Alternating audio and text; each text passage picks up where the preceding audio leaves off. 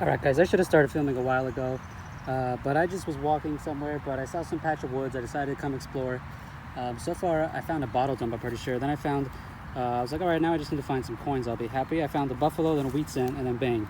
So I should have started filming a while ago, but that's beautiful. Wow, 3 targets, 3 good finds. All right, not sure what I have here. Looks decorative. One second. There we go. That's pretty cool. Nice little star shape. Okay, this is I guess day 2 or outing 2 to this dump spot. Just got that weird looking star thing. I thought this was a penny. I mean, look at the patina on that, but it's a Barber dime. I mean, look at that. Is that this? Right? Is it a dime or is it an Indian head? Oh, maybe it's an Indian head. What am I saying? Yeah, it's an Indian head. Not a Barber dime. Okay, well, I wasn't expecting an Indian head, so that's also why. But 3rd coin out of here. Like 5th or 6th good target out of here. Some rounds, but wow. Okay. All right, no date, but as you can tell from that buffalo and the weedy, I don't know if I showed them yet, but the soil here sucks. And that's what it does to coins. So I'm curious to see what happens to a silver. So we're almost there. We got a nickel, a weedy, an Indian head. So right, not too far away. Another coin. We'll do it together. We'll try one-handed with a glove. Not easy, as you can see. All right, just a wheat cent, and I say just because we just found an Indian head and a buffalo the other day. But yeah, wheat cent. So there you go, 1919. Found that right there. The other one was right there. The Indian head was like right there. So there's got to be more stuff. All right, wheat cent number 3, penny number 4. All right, some sort of iron snap or something. I'm gonna keep it and clean it up just because I'm trying to see just ageless plays. So far, everything seems to be end of 1800s, turn of the 1900s. So we'll see if there's this thing ring up a little lower than a penny. Is it a buckle? Oh.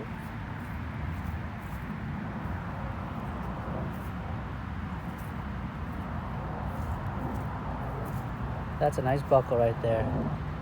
All right. Good spot.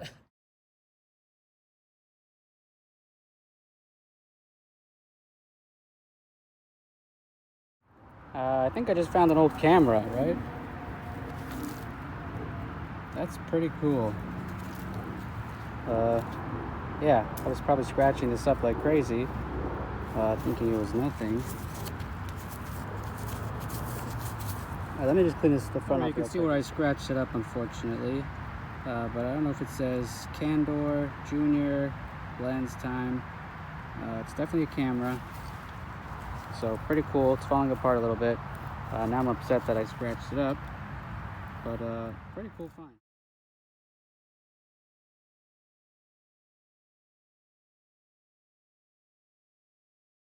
All right, been a while since we found anything of significance after that buckle. Just some shotgun head stamps and stuff.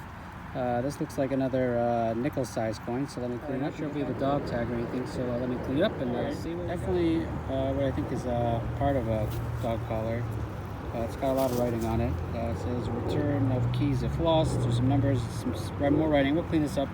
We'll see the wrap up. All right, back on what I have. I thought it was something large, so hopefully I didn't scratch it. It might be a part of a button.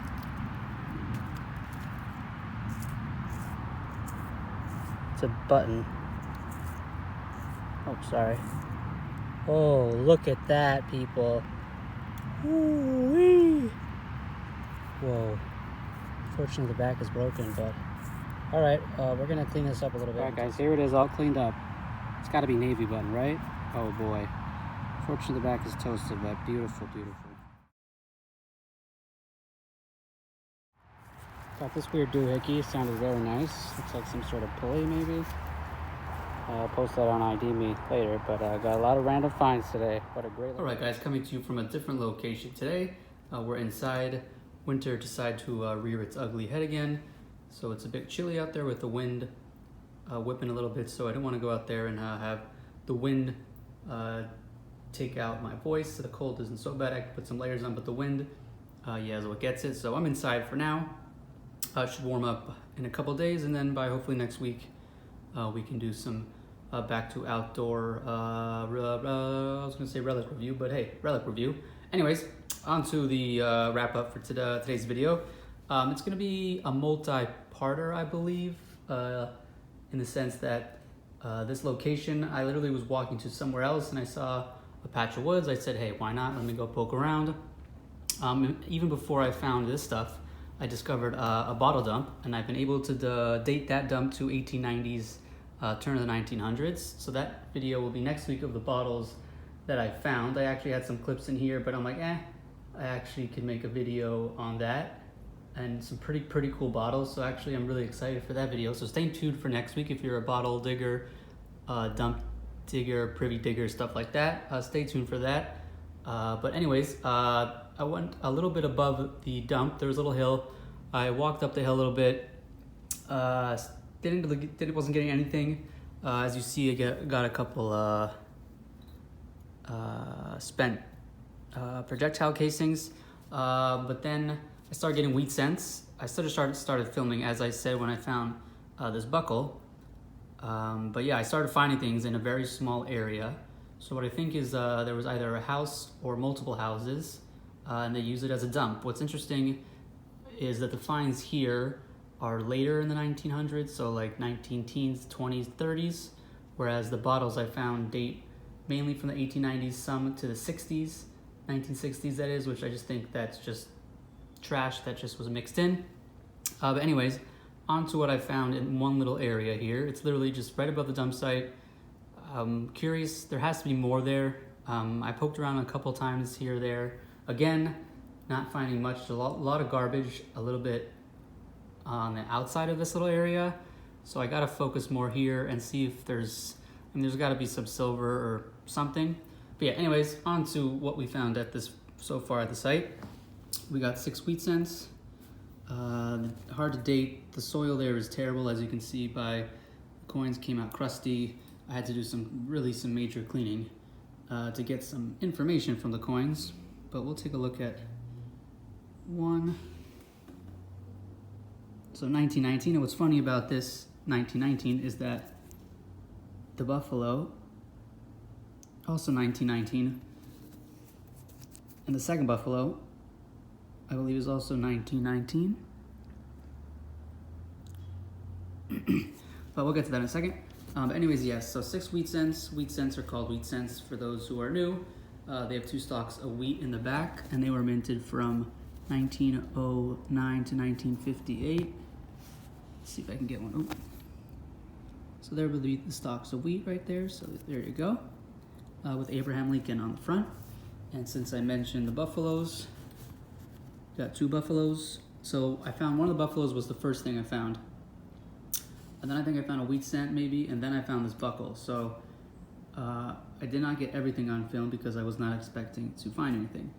But yeah, anyways, 2 buffaloes. Buffaloes were minted from 1913 to 1938. They are called buffalo nickels for that exact reason. They have a nice buffalo there. Yeah, the buffaloes came out better. The dates are usually wiped off like Standing Liberty quarters. But both these I was able to date, and then they also have a picture of a Native American or Indian on the front. Then the other coin we got, which for half a second I thought was a barber dime, which is pretty funny, is this 1896. Having a hard time focusing today, I'm sorry. But yeah, 1896. Is it 6 or 5? It might be a 5. Anyways, that goes more along with the dump. So I'm not sure. I'm still going to do more investigating. We'll see what else we can find.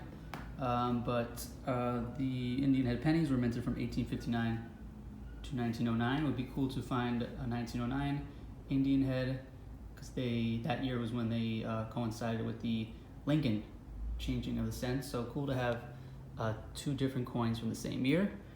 But moving right along, we got this button, which I thought was going to be Navy or something related, but it's just civilian. It's very light, so nothing too special, but really cool looking. Has a nice design.